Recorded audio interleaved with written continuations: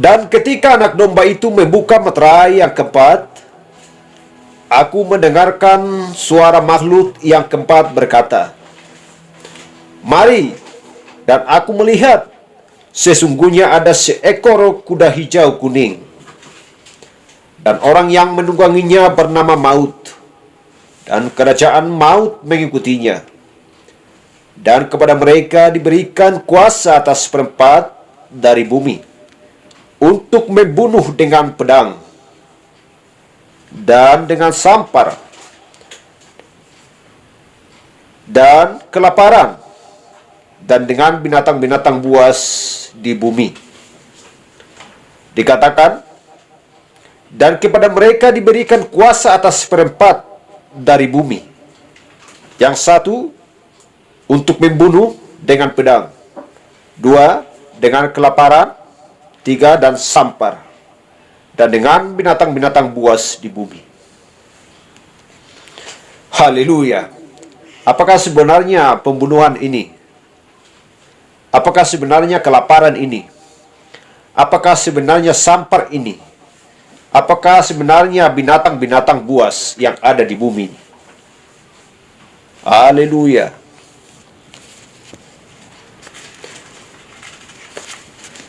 Dan kita akan membahas secara pelan-pelan supaya kita dapat mengerti bagaimana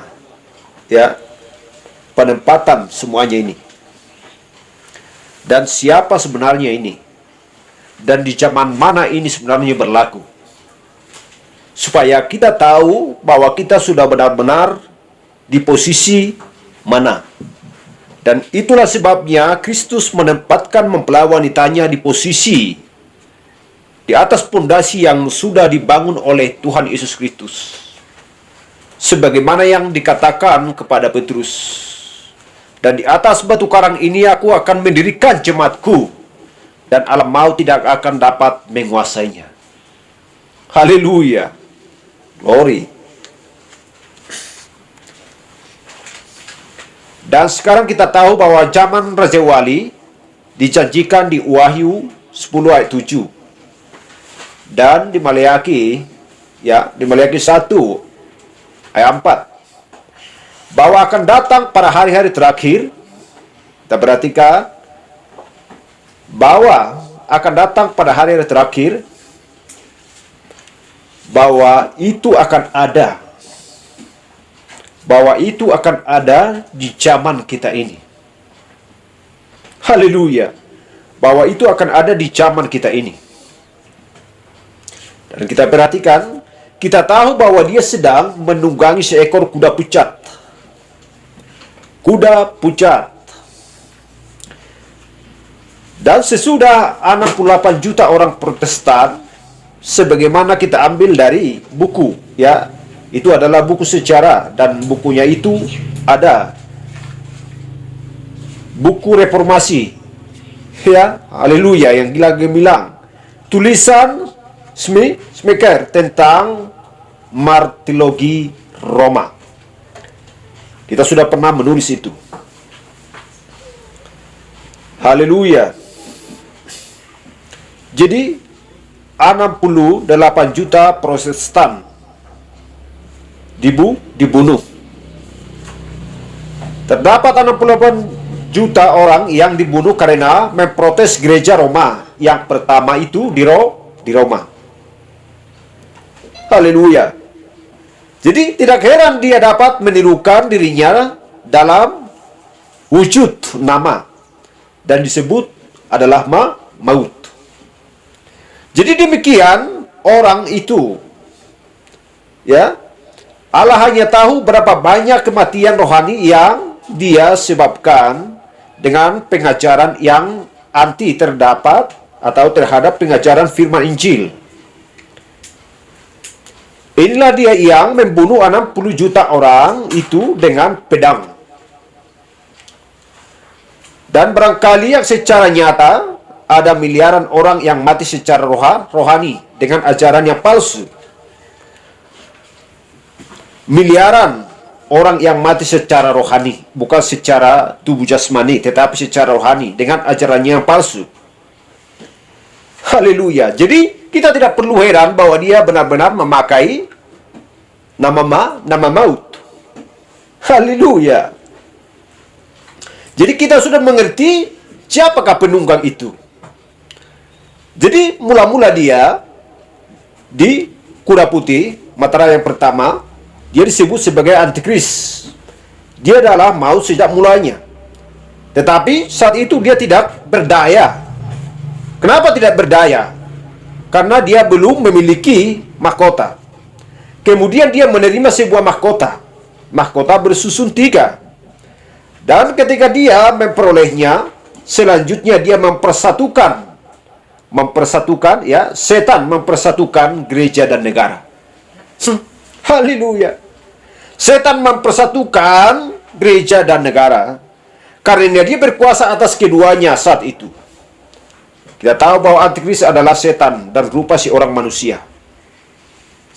Haleluya. Nah, di Matius 4 ayat 1 sampai 8 kita tahu siapa sebenarnya setan ini dulunya. Haleluya. Bahwa setan membawa Yesus Tuhan kita naik dan memperlihatkan kekayaannya, kerajaan dunia, segala isinya pada saat itu, dan kemegahannya menawarkan kepada dia, dan dia berkata bahwa semuanya itu adalah miliknya. Milik siapa? Milik si setan.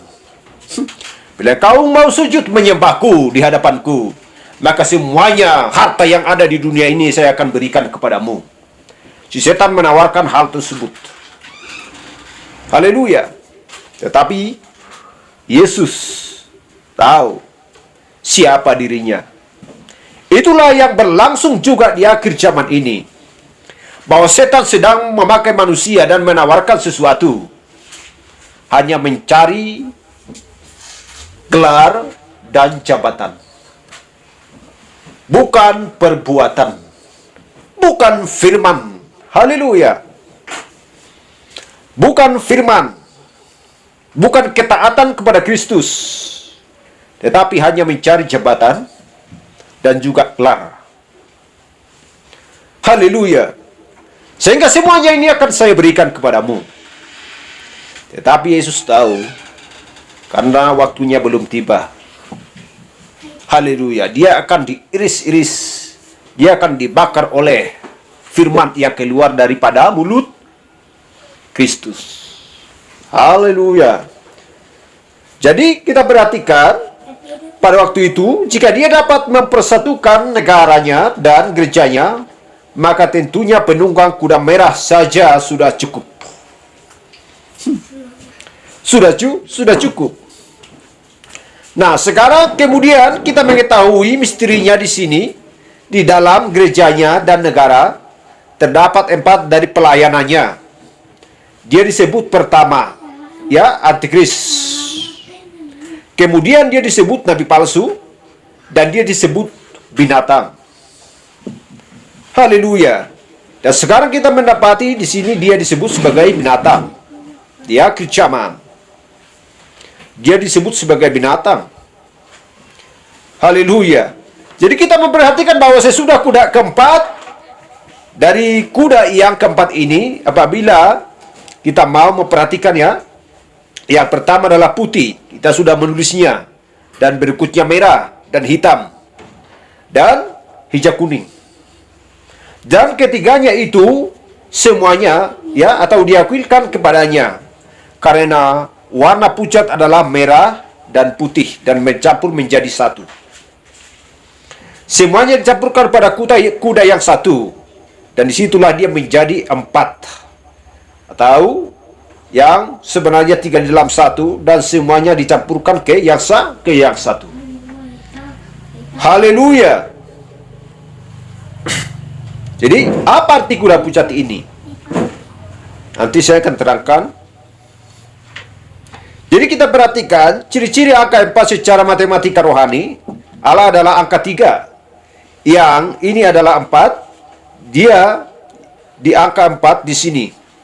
Pertama antikris putih, kedua nabi palsu merah, Ketiga, wakil surga dan bumi dan api penyucian hitam. Keempat, binatang, kuda pucat, setan dicampakkan dari mana? Dari surga, kita tahu itu. Naga dicampakkan dari surga. Wahyu 12 ayat 13. Setan dicampakkan dari surga. Kemudian di Wahyu 13 ayat 1 sampai 8, dia menitis ke dalam oknum binatang itu. Pertama-tama dia adalah antikris, hanya sebuah pengajaran yang disebut Nikolaus. Kemudian dari situ dia menjadi seorang nabi palsu. Apabila dia adalah seorang antikris, antikris berarti menentang. Menentang apa? Menentang firman. Menentang firman Allah berarti dia adalah melawan Allah. Karena firman adalah Allah. Haleluya. Jadi pada mulanya adalah firman sesuai dengan Yohanes 1 ayat 1 dan 14. Firman adalah pada mulanya adalah firman, dan firman itu bersama-sama dengan Allah, dan firman itu adalah Allah. 14, dan firman itu menjadi daging dan tinggal di antara kita. Tetapi roh tidak dapat dimahkotai, karena dia yang pertama adalah roh. Itu sebabnya dia tidak menerima sebuah mahkota sebelum dia menerima mahkota. Tetapi hanya sebuah busur tanpa anak panah, itu yang ada di tangannya. Haleluya. Hanya sebuah busur tanpa anak panah. Saya sudah terangkan bagaimana tentang anak panah ini. Bagaimana sebenarnya busur ini tidak mempunyai anak panah. Dan kemudian ketika dia sampai pada waktunya, dapat waktunya dia dimahkotai, maka dia menjadi nabi palsu, bukan lagi antikris. Apakah antikris berlangsung sampai sekarang? Iya. Tetapi dia dirubah menjadi nabi palsu dengan pengajaran antikrisnya. Dengan pengajaran antikrisnya. Jadi dia memakai antikrisnya. Haleluya. Lalu dia memperoleh sebilah pedang. Apakah arti sebelah pedang ini? Karena dia menyatukan kekuatannya. Itulah pedang. Karena dia sudah menerima sebilah pedang. Selanjutnya, dia tidak perlu bertanya kepada siapapun. Haleluya, karena dia adalah raja dunia. Dia adalah kepala negara. Dia adalah penguasa langit. Menerima sebuah mahkota susun 3. Menjadikan dirinya suatu konsep yang disebut api penyucian. Dimana jika beberapa orang dari mereka sudah meninggal, ya, dan mereka mempunyai uang, dan mereka ingin membayar orang-orang yang sudah meninggal itu supaya keluar, dia dapat berdoa untuk mengeluarkan mereka dari situ. Betapa hebatnya penipuan hal tersebut. Haleluya. Sehingga orang-orang tertarik mendengar perkataannya. Sehingga orang-orang banyak mengikuti dia. Oleh karena kelicikan dan kepintarannya untuk merayu orang-orang tersebut. Karena dia sudah memiliki kuasa untuk melakukan itu. Dia adalah seorang wakil. Haleluya. Dia mengambil tempat Allah di bumi. Kita mengetahui bahwa itu adalah mutlak jelas. Haleluya. Dan mari kita baca dulu di kitab Wahyu 12 ayat 13.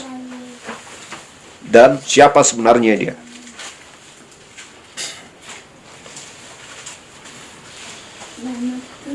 Wahyu 12 ayat 13.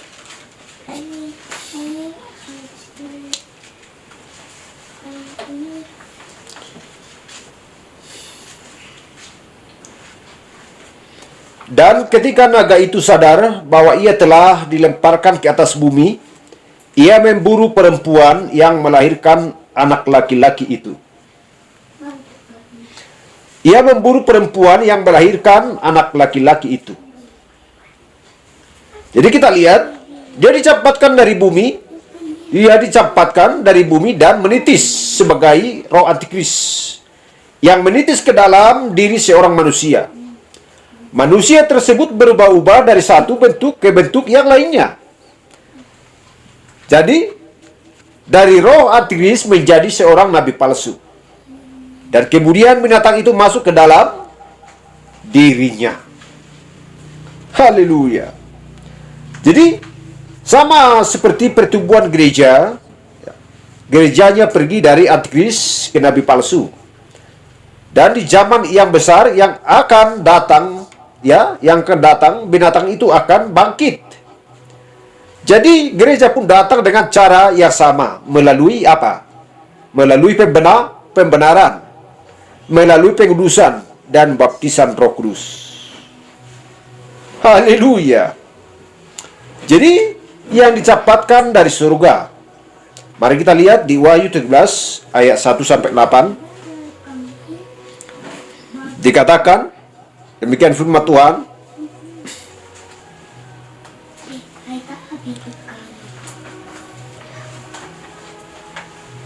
aku melihat seekor binatang muncul dari dalam laut, bertanduk 10 dan berkepala 7. Di atas tanduk-tanduknya terdapat 10 mahkota, dan pada kepalanya tertulis nama-nama hujat. Ayat 2, binatang yang aku lihat itu serupa dengan macan tutul, dan kakinya, haleluya, dan kakinya itu adalah simbol-simbol, menunjukkan, membawanya langsung ke dirinya lagi. Haleluya. Seperti kaki beruang, dan mulutnya seperti mulut singa. Dan naga itu memberikan kepadanya kekuatannya, dan taktanya, dan kekuasaannya yang besar. Haleluya. Jadi, titisan setan. Maka tampaklah kepadaku suatu dari kepalanya seperti kena luka yang membahayakan dirinya. Haleluya. Itu berlanjut terus, dan ayat 3, maka tampaklah kepadaku satu dari kepalanya seperti kena luka yang membahayakan hidupnya. Tetapi luka yang membahayakan hidupnya itu sembuh. Seluruh dunia heran, lalu mengikuti binatang itu.